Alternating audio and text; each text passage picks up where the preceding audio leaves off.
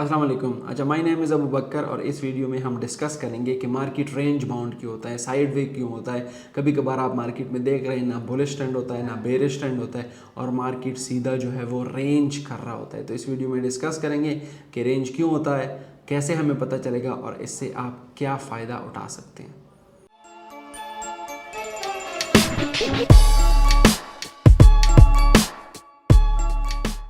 अच्छा, जो रेंज है उसमें सिंपली एक ये है कि रेंज बाउंड मार्केट या साइडवे या कंसोलिडेशन जो है वो उसमें इनडिसीजन होती है बिटवीन बायर्स एंड सेलर।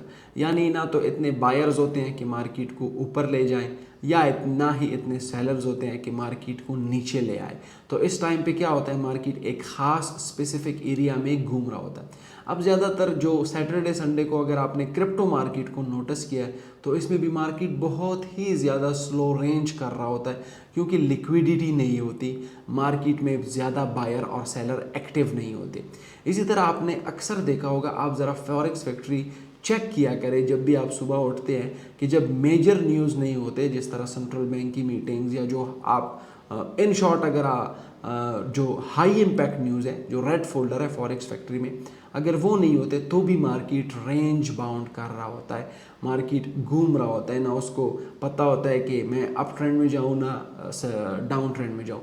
तो एक दो रीज़न तो ये है कि जब लिक्विडिटी नहीं होती, अक्सर बैंक हॉलीडेज होते हैं मंडे ट्यूसडे को, जब भी यूएस में बैंक हॉलीडे होता है, आप फॉरेक्स फैक्ट्री में चेक कर सकते हैं कि जब भी यूएसडी बैंक हॉलीडे है तो भी मार्केट रेंज कर रहा है। तो एक दो तीन रीज़न ये है, एक वीकेंड पे क्रिप्टो मार्केट रेंज कर रहा होता है, दूसरा जो है वो जब कोई मेजर हाई इम्पैक्ट न्यूज़ नहीं होती तो मार्केट रेंज कर रहा होता है, और तीसरा जब कोई पब्लिक हॉलीडे होती है यूएस में या यूरोप में या यूके में या तीनों में तो भी मार्केट रेंज कर रहा होता है। या अक्सर औकात मार्केट रेंज कर रहा होता है जब बड़ा डाटा आए। फॉर एग्जांपल आज 12 जून को सीपीआई के फिगर्स है और एफओएमसी के यूएस की सेंट्रल बैंक की मीटिंग है।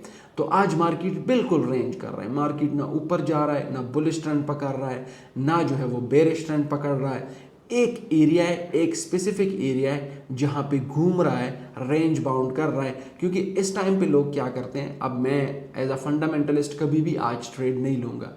जैसे ही सीपीआई के फिगर्स आएंगे फिर मैं ट्रेड लूँगा, जैसे एफओएमसी की मीटिंग आएगी उसको देख के मैं ट्रेड लूँगा, लेकिन उससे पहले मैं कभी भी ट्रेड नहीं लूँगा।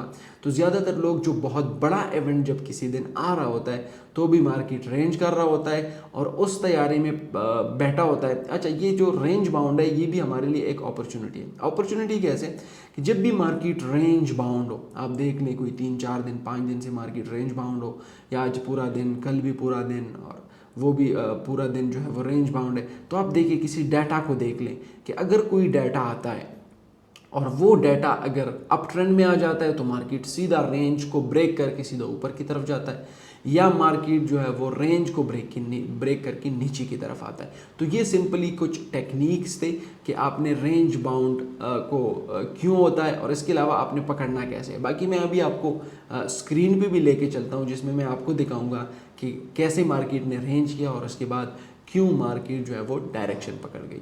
आइए चलते हैं।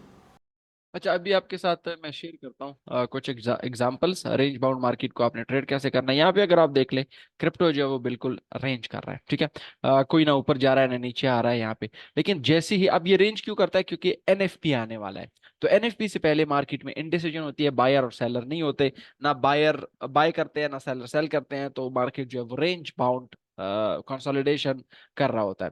अब इसको आपने ट्रेड कैसे करना है, एक तो आप इसको ट्रेड कर सकते हैं विद डाटा, आपने टेक्निकल किसी चीज को यूज नहीं करना। अब देखिए, जैसे ही यहाँ पे 7 जून को एनएफपी के फिगर्स आए, आप देख ले 7 जून को 5:30 बजे क्रिप्टो मार्केट ने अपना जो रेंज है वो ब्रेक करके मार्केट सीधा नीचे की तरफ आने लगा, ठीक है।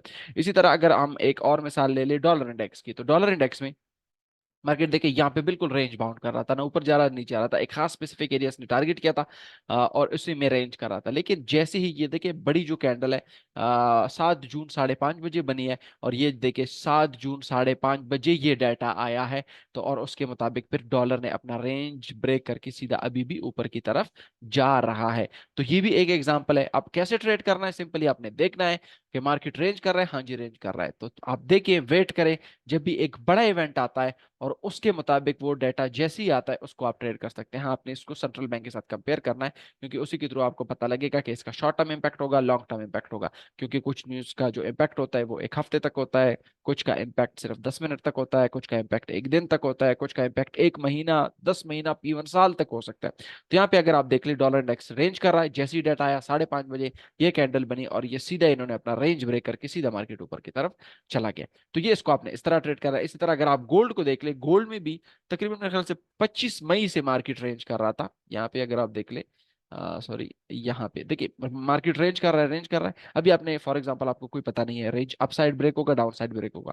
अब देखिए यहाँ पे अपसाइड ब्रेक हुआ है, टेक्निकल वाले यहाँ पे ट्रैप होंगे कि मार्केट ने रेंज ब्रेक किया है, अभी हम बाय करने वाले। लेकिन जैसे ही 5:30 बजे ये डाटा आया, 7 जून को, ये आप देख ले, 7 जून 5:30 बजे वाला डाटा है, उसके बाद गोल्ड जो है वो नीचे की तरफ आने लगा और अपना रेंज जो है वो अप साइड की बजाय डाउन साइड इसने ब्रेक किया। ठीक है, तो एक रेंज बाउंड मार्केट कब होती है? जब बहुत बड़ा इवेंट आ रहा होता है, तब मार्केट रेंज बाउंड होती है। कैसे ट्रेड करना है देखिए, वेट करें, जैसे ही डाटा आता है उसके मुताबिक आप इसको ट्रेड कर सकते हैं।